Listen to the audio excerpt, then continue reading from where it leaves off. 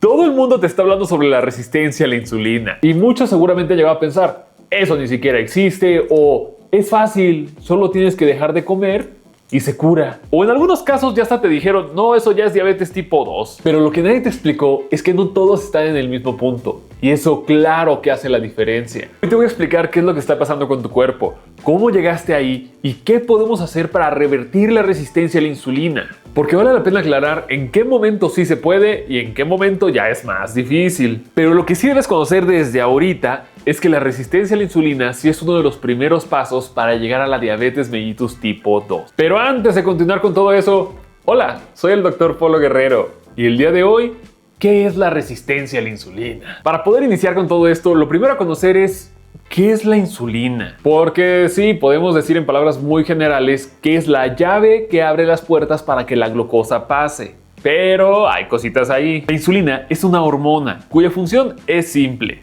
meter la glucosa a las células. Pero por otro lado, la resistencia a la insulina es una alteración metabólica en la que los tejidos clave como el músculo, hígado y tejido adiposo responden de forma disminuida a la acción de la insulina. Esto quiere decir que al hablar de resistencia a la insulina, estamos hablando de que el cuerpo no detecta la cantidad de insulina que estás produciendo. Así que lo que el cuerpo hace es: necesito crear más insulina, aunque ya tengas. Pero cuando esta compensación deja de ser suficiente, es donde caemos en hiperglucemia, prediabetes o diabetes mellitus tipo 2. Así que la resistencia a la insulina no es un problema aislado, forma parte del núcleo fisiopatológico de múltiples trastornos cardiometabólicos. Ahora, en la resistencia a la insulina sí está, pero no está siendo captada. Y aquí viene algo muy importante: puede que la glucosa esté normal, pero tú ya estás presentando alteraciones metabólicas. Seguramente tú has llegado a pensar, pues la causa de la resistencia a la insulina es el sobrepeso o la obesidad. Sí, pero no es la historia completa. La resistencia a la insulina es multifactorial. La obesidad, especialmente la adiposidad visceral, desempeña un papel central, pero no es la única causa. Para esto me gustaría dividirlo por pasos, en donde el primer paso es el exceso calórico. Con esto no es lo mismo decir que un día quisiste comer algo que te gustó, tuviste una celebración.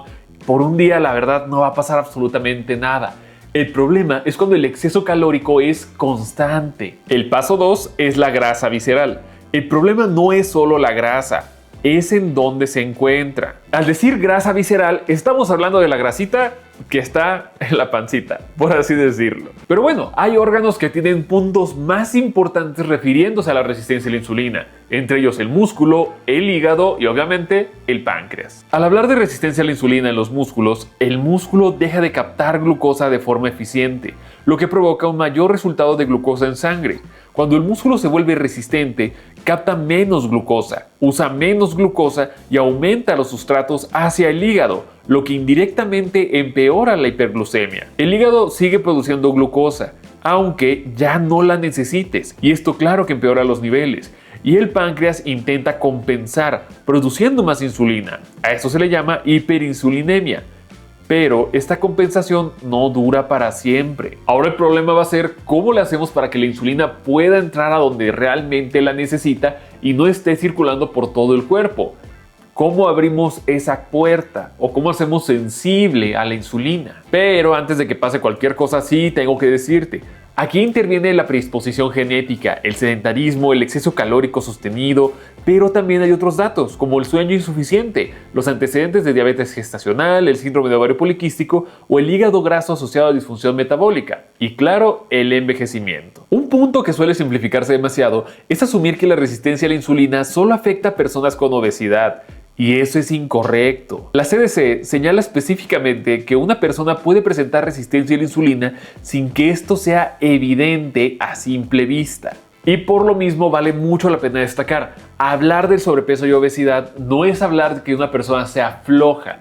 Ahora sabemos que el tema de la obesidad y el sobrepeso no es solo una cuestión de haz ejercicio y muévete más, sino que entran demasiados factores que incluso están en el tema de los psicológicos. Tanto la OMS como la CDC y la Sociedad Endocrina coinciden que la disfunción metabólica vinculada al exceso de adiposidad no debe reducirse a falta de voluntad, sino entenderse como un proceso biológico complejo y crónico. Pero bueno, ahora que ya entiendes esta parte, ¿Qué es la resistencia a la insulina? ¿Cómo sé si yo tengo en este momento resistencia a la insulina? Porque ya te lo mencioné, tú puedes tener una glucosa completamente normal, pero ya tener resistencia a la insulina. Vamos a irnos por lo que ya está establecido y de ahí rompemos lo demás. Lo primero y más importante, prediabetes. Hace algunos años se pensaba que el término prediabetes ya era un término antiguo, que no debía utilizarse, que la prediabetes no existía, pero la ADA, la Asociación Americana de Diabetes, sigue utilizando el tema de la prediabetes para dar ese ejemplo de el paso de transición. Según la ADA, hablamos de prediabetes cuando hay alteraciones en la glucosa, pero aún no llegas a diabetes. Esto puede ser una glucosa en ayuno de 100 a 125 miligramos sobre decilitro, una hemoglobina glicosilada de 5.7 a 6.4 o una curva de tolerancia a la glucosa de 2 horas que nos pueda dar 140 a 199 miligramos sobre decilitro. Esto de aquí va a ser muy importante. Si tú te tomas una glucosa en ayuno y te sale 124, no es prediabetes todavía. Si te tomas una segunda toma y te vuelve a salir 124 o 122, ya hablamos de prediabetes. ¿Eso quiere decir que ya eres diabético? No. Quiere decir que estás en un momento en el que puedes revertir y antes de llegar a diabetes, regresar a un estado normal. Ahora, en el tema de prediabetes sí podemos encontrar las recomendaciones como el tema de la metformina, pero mejor sigamos avanzando antes de caer en fármacos. Ahora, los criterios para decir que una persona ya tiene diabetes es glucosa en ayuno mayor a 126, una hemoglobina glicosilada mayor a 6.5 o una glucosa al azar postprandial mayor de 200 en 2 tomas. Ahí es donde podemos decir que en efecto ya es diabetes. Esto no quiere decir que ya sea la condena, pero depende de cómo la trate. Y bueno, solo por si te lo llegan a preguntar, podemos decir que es diabetes con una sola toma cuando la glucosa es mayor a 200 y ya tienen los signos y síntomas clásicos de diabetes: poliuria, polidipsia, polifagia y pérdida de peso. Si hablamos de que ya hay 200 y síntomas, en automático vas a diabetes tipo 2. Pero por una toma no es suficiente, hay que hacer una segunda prueba y ahí confirmamos. La resistencia a la insulina no se diagnostica con esos criterios, pero las consecuencias sí, ya que esto no es solo tener el azúcar alta, es un problema metabólico bastante complejo. Así que la resistencia a la insulina no se mide por los niveles de glucosa, se mide por los niveles de insulina que tienes en tu cuerpo. Así que si no hay medición de insulina, no podemos saber si hay una resistencia. Y seguramente ese es el motivo por el cual entras a este video, en donde se puede revertir la resistencia a la insulina o se puede revertir la diabetes tipo 2. La respuesta es clara. La resistencia a la insulina se puede revertir. La diabetes tipo 2 no se puede revertir, se puede remitir. Pero vamos por partes. Y con todo esto, el término prediabetes sí se puede revertir. Para poder hablar de la remisión de diabetes tipo 2, tenemos que hablar de un paciente el cual tiene una hemoglobina glicosilada menor a 6.5, que ya no tome medicamentos y que por lo menos esté 3 meses. ¿Por qué esto va a ser muy importante? Porque la remisión de la diabetes tipo 2 es real, sí se puede, pero no todos los pacientes van a lograr hacerlo. ¿De qué depende que se pueda remitir o no? Del tiempo de evolución casi siempre. Comúnmente se llega a decir que un paciente que tiene menos de 6 años de diagnóstico puede llegar a esta fase de remisión en donde el control es sin fármacos. Con dieta, ejercicio y buenos hábitos es más que suficiente en estos pacientes. Cuando el paciente tiene más de 10 años de diabetes mellitus tipo 2, pues ya es muy complicado el tema de la remisión, en donde prácticamente sí va a necesitar medicamentos para el control de la glucosa. Pero al hablar de resistencia a la insulina, no hay un criterio oficial que diga ya no tiene resistencia a la insulina. Se considera mejora cuando baja la insulina, mejora la glucosa y se reduce la grasa visceral. Así que al hablar de mejorar la resistencia a la insulina, no hay un parámetro clínico que realmente diga, a partir de este número ya no es resistencia a la insulina, sino que depende mucho del paciente en sí, principalmente hasta de cómo se siente él. No existe una definición universal que diga, ya no tienes resistencia a la insulina. Ahora, sí hay cosas que podemos medir para decir, mejoró la resistencia a la insulina o ya está en rangos normales. ¿Cuál sería? Medir cuánta insulina tiene el paciente. Si vemos que hay una disminución de la insulina, pues ya la hicimos. Claro que hay otras herramientas como el índice OMA, por ejemplo, que en algunos lados se llega a escuchar, para también predecir el tema de la resistencia a la insulina. Pero te digo, no es como que tú te tomes la glucosa y digas, ya no tengo resistencia a la insulina. Pero esto no tiene una temporalidad fija como decir 3 meses. La diabetes tiene criterios claros de remisión. La resistencia a la insulina, no. se mejora, se revierte en muchos casos, pero no hay una línea exacta donde alguien diga, ya estás curado. Por eso no es lo mismo decir tienes resistencia a la insulina a decir tienes diabetes. Y por eso el momento en el que estás lo cambia todo. De hecho, hay pacientes con glucosa normal, pero con la insulina elevada durante años. Y eso ya es un problema metabólico en evolución. Ahora, el decir remisión de la diabetes tipo 2 no es decir cura, no es que ya no tengas que preocuparte. Quiere decir que lograste mantener los niveles de glucosa sin medicamentos por 3 meses.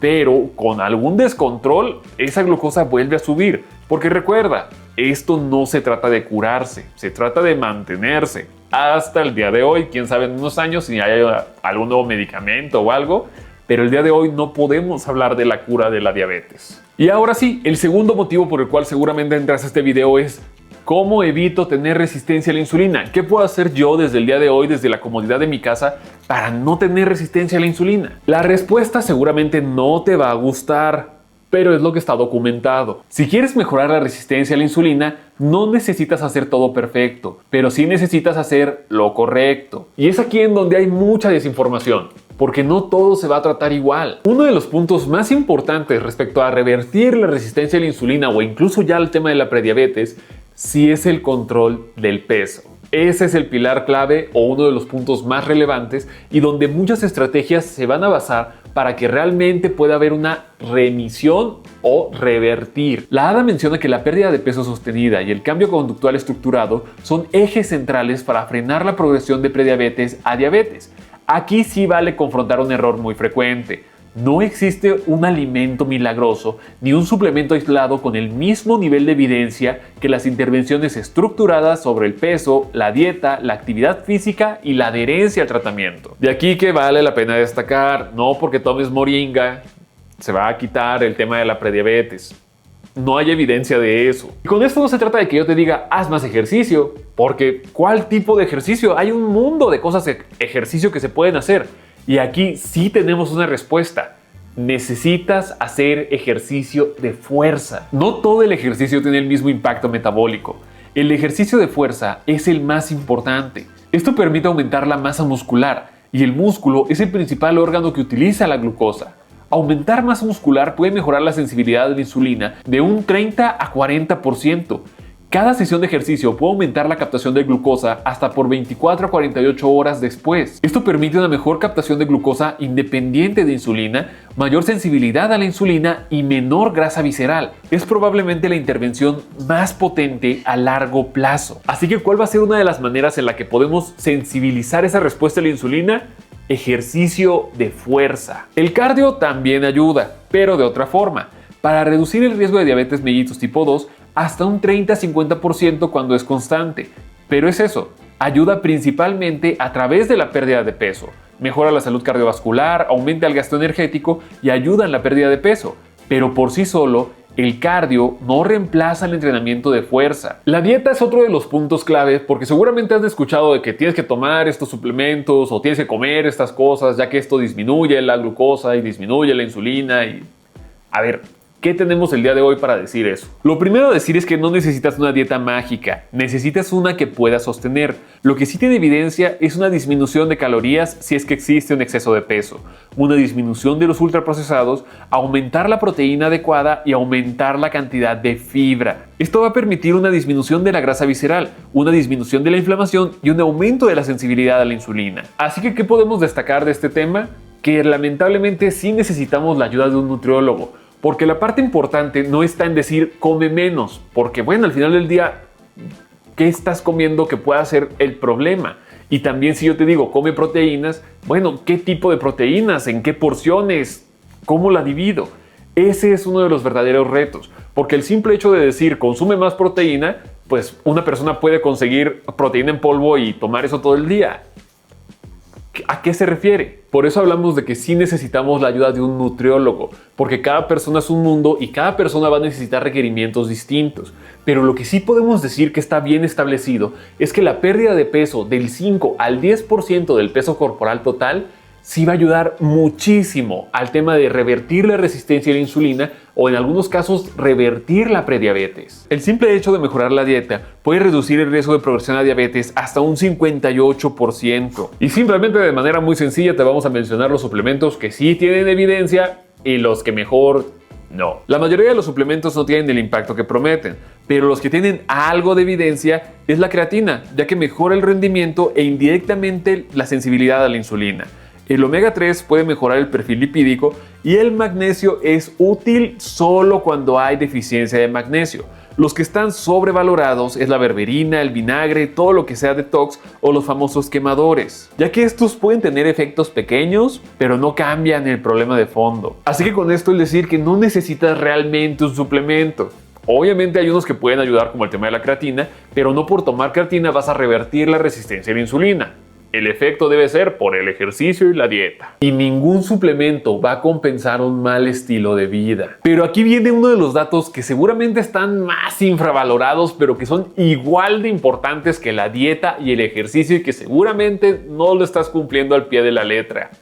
El dormir. Dormir mal literalmente genera resistencia a la insulina. Hay una menor sensibilidad, mayor aumento del cortisol y mayor aumento del hambre. Dormir de 4 a 5 horas por noche puede reducir la sensibilidad a la insulina hasta en un 20 a 30%, aumentando el cortisol y el hambre. Puedes comer bien y puedes entrenar bien, pero si no estás durmiendo correctamente, no te va a servir de mucho. Así que lo que puedes hacer desde el día de hoy para mejorar la resistencia a la insulina: entrenamiento de fuerza, dieta y dormir. Sé que puede sonar muy simple, pero no todas las personas pueden lograr esos pasos. Y ahí es donde caemos en problemas, ya que la única manera de revertir la resistencia a la insulina son con los hábitos correctos, por el tiempo necesario.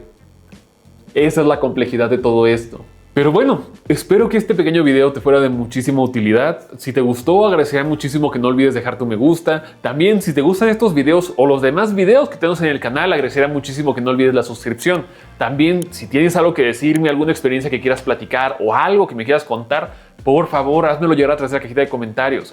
Pero sobre todo, si tú consideras que esto fue una información de valor y que le puede ayudar a alguna persona que tiene miedo a la diabetes y todo lo relacionado para que entienda mejor la situación, agradecería muchísimo que lo compartieras. La intención de este video no es asustarte, no es decirte estás haciendo todo mal y vas a caer mal. No, para nada. La intención es que conozcas qué es lo que ocurre con esta resistencia a la insulina y de qué manera podemos combatirla sin la necesidad de caer en el extremismo de muévete más y come menos, porque de eso no se trata. Por aquí también te dejo las otras redes sociales por si quieres ver qué más estamos haciendo por ahí.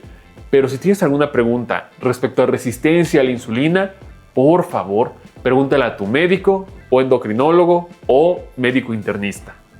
Solo tómalo en cuenta.